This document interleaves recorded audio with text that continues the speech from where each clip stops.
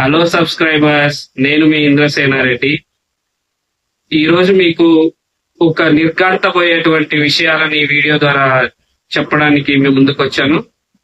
ఎందుకంటే ఒక దేశ నాయకుడు తీసుకునేటువంటి డెసిషన్స్ వల్ల దేశ ఆర్థిక వ్యవస్థ ఎలా ఉంటుంది, దానివల్ల జరిగేటువంటి నష్టాలని, ఆ యొక్క ప్రజలు ఎంత ఇబ్బంది పడుతున్నారు, దాని గురించి నేను చెప్పబోతున్నాను.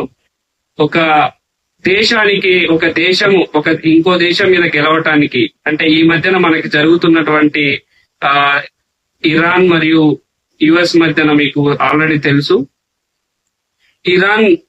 ఇరాన్ మీద యుఎస్ గెలవటానికి, తన ఆధిపత్యాన్ని ఏదైతే చూపించుకోవడానికి ప్రపంచ దేశాల కోసం ముందు తన యొక్క గొప్పతనాన్ని నిలబెట్టుకోవడానికి తను ఎంత ఖర్చు చేస్తుందో తెలుసా?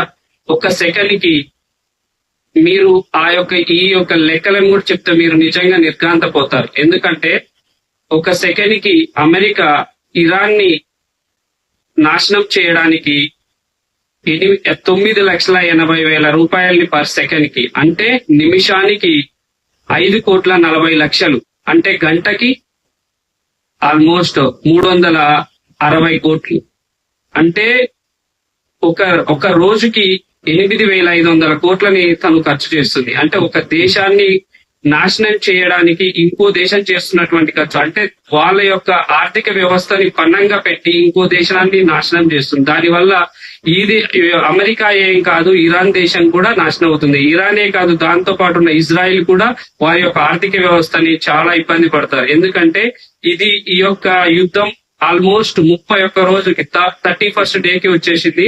అంటే ఆల్మోస్ట్ 2,50,000 కోట్లని ఈ యొక్క ఇరాన్ ని నాశనం చేయడానికి అమెరికా ఖర్చు చేసినటువంటి ఈ రోజు వరకు తను ఖర్చు చేసినటువంటి అమౌంట్, అంటే అది మన తెలంగాణ వార్షిక ఆదాయం, వార్షిక బడ్జెట్ ఏదైతే తెలంగాణ ప్రభుత్వం మన కోసం డెవలప్మెంట్ కోసం అంటే 31 రోజులుగా యుద్ధం నడుస్తుంది. అంటే అమెరికా ఇరాన్ మీద పెట్టినటువంటి ఖర్చు ఆల్మోస్ట్ 2.5 లక్షల కోట్లు.